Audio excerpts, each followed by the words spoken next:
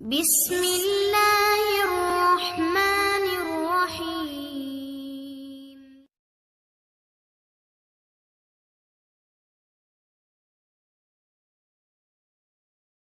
عنائشہ ان کی ایک تصویر ہی کھینچ پائی تھی۔ وہ بہت بڑے باکسز کے پیچھے چھپی ہوئی تھی۔ ان کی نظروں سے بچ کے وہ وہاں بیٹھی تھی۔ انہوں نے کسی شخص کو کڈنیپ کیا ہوا تھا اور اس کی آنکھوں پہ پٹی بندھی ہوئی تھی اور ہاتھ بھی۔ کچھ ہی دیر میں وہاں مدیحہ بھی پہنچ گئی۔ یہ مدیحہ یہاں؟ اس کا اس عورت سے کیا تعلق ہو سکتا ہے؟ عنائشہ سوچ میں پڑ گئی۔ اس عورت نے فون پہ کسی سے بات کی اور اس شخص کو لے کے نکلی۔ او گاڈ، یہ تو اسی طرف آ رہے ہیں، اب کیا کروں؟ عنائشہ مزید چھپ گئی۔ وہ تعداد میں 3 تھے۔ ایک وہی عورت جس کا پیچھا کرتی وہ یہاں تک پہنچی تھی، اور مدیحہ جسے یہاں دیکھ عنائشہ کے تن بدن میں آگ لگ گئی تھی۔ ان کے علاوہ ایک اور آدمی بھی تھا جس کے پاس گن تھی اور اس نے ایک شخص کو پکڑ رکھا تھا۔ وہ سب اب باہر کی طرف نکل رہے تھے۔ عنائشہ کے موبائل کی بیٹری بھی دھوکہ دینے والی تھی۔ او میرے اللہ، کسے فون کروں، کسے بلاؤں مدد کے لیے؟ حاذق، لیکن وہ کیوں مدد کرے گا؟ اسے تو یقین بھی نہیں میرے پہ، لیکن اگر میری آواز میں ڈر اور لہجہ نم ہوا تو وہ لازمی کرے گا مدد، یہ صحیح ہے۔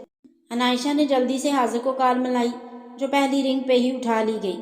عنائشہ نے اسے پست آواز میں ساری سچویشن بتائی اور ہیلپ کے لیے بلایا۔ اتنے میں وہ لوگ قریب پہنچ چکے تھے۔ کوئی حال نہیں، ہمیں بس پاگل کیا ہوا ہے اس نے، اب اسے لے کے وہاں اڈے پہ جاؤ، خود یہاں نہیں آ سکتی۔ مدیحہ کو غصہ تھا۔ شی، دیواروں کے بھی کان ہوتے ہیں، اب جو کہنا ہے کرنا تو پڑے گا۔ اس کی ہاں میں ہاں ملانی پڑے گی، وہ عورت دھیرے سے مدیحہ سے بولی۔ اتنے میں وہ ان کا آدمی اس قیدی شخص کو لے آئے۔ اس عورت نے اسے اشارہ کیا کہ اسے لے کے باہر گاڑی کی طرف چلے۔ اب گاڑی میں چپ بیٹھنا ورنہ اسے پتہ چل جائے گا کہ ہم کون ہیں۔ اس عورت نے مدیحہ کو سمجھایا تو مدیحہ نے برا سا منہ بنایا اور دونوں باہر نکلی۔ گاڑی میں بیٹھتی وہ گاڑی چل چکی تھی۔ عنائشہ باہر نکلی۔ او گاڈ، یہ تو جا رہے ہیں، میں ان کو کیسے بچاؤں؟ میڈم یہاں آئیں جلدی۔ جلیل نے عنائشہ کے پاس گاڑی کو روکا۔ عنائشہ بنا دیر کیے اس کی طرف بڑھی۔ تم؟ عنائشہ 1-2 بار اسے حاذق کے ساتھ دیکھ چکی تھی۔ میڈم جلدی کریں، وہ گاڑی نکل جائے گی، جلیل جلدی سے بولا۔ عنائشہ بھی فوراً گاڑی میں بیٹھی اور گاڑی آگے بڑھ گئی۔ جلیل حاذق کو انفارم کر چکا تھا کہ عنائشہ اس کے ساتھ ہے اور وہ اس گاڑی کا پیچھا کر رہے ہیں جس میں مدیحہ ہے، اور لوکیشن بھی سینڈ کر دی۔ حاذق نے یامین کو اطلاع دی۔ وہ ہر حال میں مدیحہ تک پہنچنا چاہتے تھے۔ وہ کیوں یہ سب کر رہی تھی یہ جاننا ان کے لیے بہت ضروری ہو گیا تھا۔ دادا جی پریشان نہ ہوں، بڑے بابا کا بھی پتہ چل جائے گا، مجھے یقین ہے آپ کے پوتے صاحب انہیں ڈھونڈ نکالیں گے۔ کشش نے دادا جی کو تسلی دی۔ بیٹا یامین کر لے گا، کچھ نہ کچھ جانتا ہوں، لیکن پریشان ہوں کہ یہ سب کیا ہو رہا ہے۔ پہلے مجھ پہ حملہ، پھر تمہیں کڈنیپ کیا، اب حیات کو، آخر کون کر رہا ہے یہ سب؟ سوچ سوچ کے دماغ سن ہو گیا ہے۔ دادا جی کا ہاتھ ماتھے پہ گیا، ان کے سر میں درد ہونا شروع ہو گیا تھا۔ پلیز دادا جی ٹینشن نہ لیں، ایک نہ ایک دن سب سامنے آ جائے گا، جو کوئی بھی ہے اللہ نے اس کا بہت برا انجام کرنا ہے، آپ اللہ پہ بھروسہ کریں۔ کشش کو دادا جی اداس اور پریشان دیکھ کر بالکل اچھا نہ لگا، تو یامین کو کال ملائی۔ یامین کار ڈرائیو کر رہا تھا اور حاذق کی بتائی ہوئی جگہ پہ جلد از جلد پہنچنا چاہتا تھا۔ ایسے میں کشش کی کال آتی دیکھ وہ کاٹ گیا۔ دوسری طرف ضدی کشش نے، اس نے بھی دانت پیستے پھر سے کال کی۔ ناچار یامین کو کال اٹھانا پڑی۔ کشش، میں اس وقت کار ڈرائیو کر رہا ہوں۔ کان پہ بلوٹوتھ لگائے وہ بولا۔ منہ سے کر رہے ہیں؟ آواز میں غصے کی ہلکی سی جھلک محسوس۔ کیوں کال کی؟ اس کی بات نظر انداز کرتے پوچھا۔ دادا جی بہت پریشان ہیں کشش، میں بعد میں کال کرتا ہوں۔ مطلوبہ جگہ پہ گاڑی روکتا وہ کال بند کر گیا۔ کشش غصے سے موبائل کو دیکھتی رہ گئی۔ تم یہاں کیا کر رہے تھے؟ عنائشہ کو، جلیل کو وہاں دیکھ کر اسے کچھ اچنبھا سا ہوا۔ مدیحہ میڈم پہ نظر رکھنے کو بولا تھا سر نے، جلیل نے سامنے گاڑی کو دیکھتے جواب دیا۔ منہ بناتے کہتی وہ بھی سامنے دیکھنے لگی۔ کچھ ہی دیر بعد ان کی گاڑی رک گئی۔ ان سے فاصلہ رکھتے جلیل نے بھی گاڑی روکی اور حاذق کو کال ملائی اور اسے لوکیشن بتائیں۔ اوکے سر، حاذق نے اسے وہیں رکنے کا کہا۔ جی سر، میم ساتھ ہی ہیں۔ عنائشہ نے ایک نظر جلیل کو دیکھا۔ حاذق یقیناً اسی کا پوچھ رہا تھا۔ میم آپ یہیں رکیں گاڑی میں، جلیل نے اترتے ہوئے کہا۔ نو، میں بھی چلوں گی اندر، عنائشہ نے فوراً کہا۔ میم سر نے منع کیا ہے، پلیز۔ جلیل پریشان ہوا۔ سر وہ آپ کے ہوں گے، آپ فالو کریں ان کو، میں ان کی پابند نہیں۔ کہتے وہ نیچے اتر گئی۔ جلیل بھی فوراً اس کے پیچھے اترا۔ میم اس طرف آئیں۔ وہ دونوں آگے پیچھے اس اندھیر نگری میں داخل ہوئے جہاں کوئی زی رو نہ تھی۔ ان کے داخل ہوتے ہی یامین وہاں پہنچا۔ وہ بھی گاڑی سے اترا اور ارد گرد دیکھتا اندر کی جانب بڑھا۔ دور سے وہ دور بین لگائے یہی سب دیکھ رہی تھی۔ فوراً کال ملائی، ابھی اسی وقت وہاں سے نکلو۔ آرڈر لگایا، انہیں وہی چھوڑ دو، خود کو بچاؤ اور نکلو فوراً۔ ایک بار پھر سے کھا اور فون بند کر دیا۔ بہت تیز ہو میر یامین سکندر، لیکن مجھ تک پہنچنا اتنا آسان نہیں۔ اب وقت آ گیا ہے کہ پلان بی پہ عمل کیا جائے۔ وہ شاطرانہ انداز میں مسکرائی۔ اب یہ ماں بیٹی وہاں سے نکل آئیں، ورنہ خود بھی پھنسیں گی اور مجھے بھی پھنسائیں گی۔ یہاں تو کوئی نہیں ہے۔ عائشہ نے ادھر ادھر دیکھا، میں بھی وہ یہاں سے نکل گئے ہیں۔ جلیل نے پسٹل پہ ہاتھ مضبوط کرتے کہا، اتنی جلدی؟ عائشہ حیران ہوئی۔ چھلاوے ہیں وہ، لیکن ایک نہ ایک دن ہاتھ ضرور آئیں گے۔ جلیل کے لہجے میں ایک عزم تھا۔ چپکے چپکے وہ بھی آگے بڑھے۔ جلیل کافی اندر نکل گیا، لیکن عائشہ وہیں کھڑی تھی۔ اس سے کسی کی آواز آ رہی تھی، جیسے کوئی ہوں ہوں کر رہا ہو۔ اس آواز کو سنتی وہ اس طرف نکلی، لیکن کسی نے کھینچ کے دیوار کے ساتھ پن کرنے پہ وہ ایک پل کو سہم گئی۔ لیکن سامنے حاضر کو لال انگارہ آنکھیں دیکھ وہ چپ کھڑی اسے دیکھے گئی۔ ایک بار کی کہی ہوئی بات سمجھ نہیں آتی۔ منع کیا تھا گاڑی سے نہ اترنا، لیکن حاضر نے لاب بھینجے۔ آپ نہ۔ ابھی وہ مزید کچھ کہتی کہ آواز ایک بار پھر سے آئی۔ وہ چپ ہو گئی۔ آپ کو آواز آئی؟ عائشہ نے حاضر کے کان میں کہا، نہیں۔ حاضر نے بھی توجہ سے سننا چاہا۔ سنے کوئی بول رہا ہے کچھ سرگوشی میں۔ اس کے لبوں نے حاضر کی کان کی لو کو چھوا۔ اس کا دھیان آواز پہ تھا، جبکہ حاضر کا سارا دھیان اس کی قربت پہ۔ وہ آج بھی اس کے دل کی راجدھانی سنبھالے ہوئے تھی، اور اس کا یوں قریب آنا حاضر کو سٹل کر گیا۔ سنا؟ آئی نا آواز؟ عائشہ نے بھویں اچکائی۔ حاضر اس کے لبوں کا ہلنا ہی دیکھ رہا تھا۔ وہ بہت قریب تھی۔ حاضر نے اس کی کمر میں ہاتھ ڈال کے اپنے اور قریب کیا۔ عائشہ کا دل دھک سے رہ گیا۔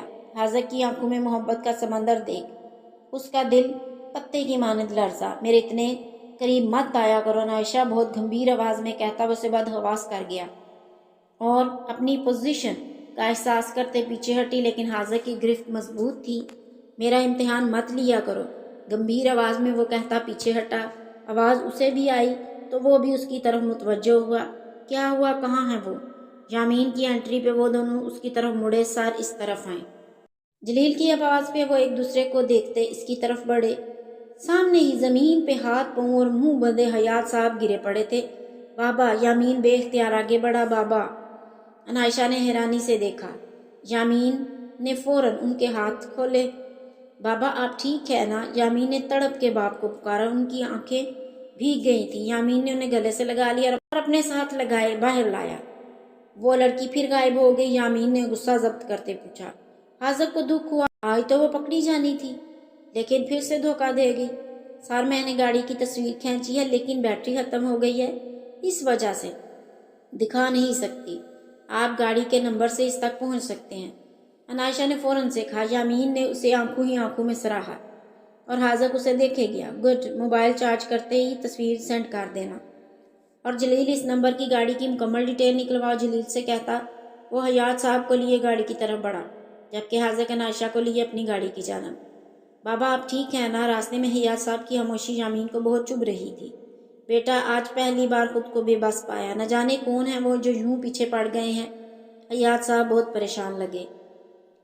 پریشان نہ ہوں، ڈھونڈ نکالوں گا اس انسان کو جس نے جینا حرام کیا ہوا ہے، یامین نے انہیں تسلی دی۔ جانتا تو وہ بھی تھا، لیکن بنا ثبوت کے اس پہ ہاتھ نہیں ڈال سکتا تھا۔ راستے میں نہ ہی حاضر نے عائشہ سے کوئی بات کی، نہ عائشہ نے، دونوں ہی خاموش تھے۔ حاضر ڈرائیو کر رہا تھا کہ جمیلہ بیگم کی کال آئی اور کال پک کی۔ جی ماما۔ حاضر نے ایک نظر عائشہ پہ ڈالی۔ جی میرے ساتھ ہے، 1 منٹ۔ حاضر نے فون عائشہ کی طرف بڑھایا، فون کان سے لگایا تو جمیلہ بیگم کی آواز کانوں سے ٹکرائی۔ آپ کہاں ہیں عائشہ؟ آپ کا فون بند کیوں ہے؟ لہجہ تھوڑا سخت تھا۔ ماما وہ موبائل کی بیٹری لو ہو گئی تھی، منمنائی۔ آپ جانتی ہیں نا عادل کے گھر والوں نے آ جانا تھا، آپ سے ملنے وہ آ چکے ہیں اور آپ کا ویٹ کر رہے ہیں۔ ان کا لہجہ آج کچھ سرد سا لگا۔ جی بس پہنچنے والی ہوں، دھیرے سے کہتی وہ کال بند کر گئی اور موبائل حاضر کی طرف بڑھایا۔ کیا کہہ رہی تھی ماما؟ حاضر نے بے چینی سے پوچھا۔ ویٹ کر رہی ہیں، دھیرے سے باہر دیکھتی بولی۔ ہاتھ پیر ٹھنڈے ہونے لگے تھے۔ حاضر کے علاوہ کسی اور کے ساتھ زندگی جوڑنے کا تصور بھی سہانے روح تھا۔ عائشہ لاسٹ ٹائم کہہ رہا ہوں، مما سے اس شادی کے لیے انکار کرو۔ حاضر کا انداز بہت جارحانہ تھا۔ میں آپ کو 1001 بار کہہ چکی ہوں، ماما سے انکار نہیں کروں گی۔ لہجہ نم لیکن مضبوط تھا۔ تمہیں پیار کی بات سمجھ نہیں آتی نا؟ حاذق نے دانت پیسے۔ اب آپ زبردستی کریں گے بدلہ لینے کے لیے آپ کس حد تک جا سکتے ہیں؟ آپ بتا ہی دیں۔ عنائشہ کو بھی غصہ آ گیا۔ تو تم نہیں مانو گی، ٹھیک ہے، اب جو بھی انجام ہوگا اس کی ذمہ دار تم خود ہوگی۔ گاڑی کو گھر کے سامنے جھٹکے سے روکا۔ عنائشہ نے ایک نظر اسے دیکھا جس کا غصہ ساتویں آسمان پہ تھا اور خاموشی سے گاڑی سے اتر گئی۔ حاذق نے زور سے مکہ اسٹیئرنگ پہ مارا۔ حیات صاحب کو اپنے سامنے صحیح سلامت دیکھ سویرا بیگم جیسے دوبارہ جی اٹھی۔ سبھی گھر والے خوش تھے۔ حیات صاحب کو دادا جی نے گلے سے لگایا، ان کی آنکھیں بھی اشک بار تھی۔ بابا تڑپ کے باپ کو پکارا۔ سب ٹھیک ہے پتر، بھول جا، دادا جی نے تسلی دی۔ بابا کا خیال رکھیں، انہوں نے بہت سٹریس لیا۔ یامین نے آج کتنے عرصے بعد سویرا بیگم کو پکارا، وہ تو خوشی سے نہال ہی ہو گئی۔ اسوات میں سر ہلاتی حیات صاحب کے لیے روم کی جانب بڑھی۔ چلیں دادا جی، آپ بھی آرام کریں۔ یامین انہیں لیے ان کے روم کی طرف بڑا، کشش بھی ساتھ ہو لی۔ دادا جی کو روم میں چھوڑ وہ واپس پلٹا تو راستہ روک کے کھڑی تھی۔ کیا ہوا؟ ایک آئی برو اٹھاتے پوچھا۔ آپ نے آج میری کال کاٹی؟ نروٹے پن سے پوچھا تو آپ کی گھوری سے نوازتے اپنے روم کی طرف بڑھا۔ بہت غلط بات ہے۔ وہ بھی پیچھے ہو گئی۔ کشش ابھی جاؤ، صبح بات کریں گے۔ وہ اس کے روم میں انٹر ہوئی لیکن یامین نے وہیں ٹوکا۔ آپ اب مس بہیو کر رہی ہیں۔ وہ ناراض ہوئی۔ کشش ابھی تھکا ہوا ہوں، صبح بات کریں گے پلیز، اس نے تھکے ہوئے انداز میں کہا۔ مجھے نا آپ سے اب بات ہی نہیں کرنی، غصے سے کہتی وہ وہاں سے جانے لگی کہ یامین نے آدھے بازو سے پکڑ کر اپنی طرف کھینچا۔ کیا چاہتی ہو؟ کیوں ہر وقت آزماتی ہو میرے صبر کو؟ اگر ہاں نہ آئی نا تو ابھی رخصتی کروا لینی ہے، پھر بیٹھ کے بناتی رہنا ٹیڑھے میڑھے منہ۔ یامین نے اسے بہت پیار بھرے لہجے میں کہا تو وہ پھر سے بلش کرنے لگی۔ آپ نا بہت شاہ والے فلرٹی ہو گئے ہیں۔ کشش اسے دھکا دیتی وہاں سے بھاگی جبکہ یامین کے چہرے پہ ایک خوبصورت مسکراہٹ چھوڑ گئی۔ میسج کی رنگ ٹون پہ وہ چونکا اور میسج چیک کرنے لگا۔ عادل اور اس کی فیملی سے مل کر شہریار اور جمیلہ دونوں مطمئن تھے۔ شہریار تو انہیں پہلے سے ہی جانتے تھے۔ عادل کے والد ان کے دوست تھے، البتہ عادل سے ان کی آج تفصیلی ملاقات ہوئی تھی اور انہیں عادل کا رشتہ ہر لحاظ سے مناسب لگا اور انہوں نے ہاں کر دی۔ اور آج پہلی بار شہریار نے عنائشہ کے سر پہ شفقت بھرا ہاتھ رکھا۔ عنائشہ تو حیران رہ گئی۔ سامنے سے حاذق کو اندر آتا دیکھ عنائشہ دکھی دل کے ساتھ وہاں سے اٹھ گئی۔ تو مسٹر حاذق، ہماری محبت کا یہ سفر یہیں ختم ہوا، سب کچھ آج دی اینڈ ہو گیا۔ دو آنسو اس کی آنکھوں سے گالوں پہ بہہ نکلے۔ اب کوئی صفائی نہیں، اب ماں باپ کی محبت پہ سب کچھ قربان۔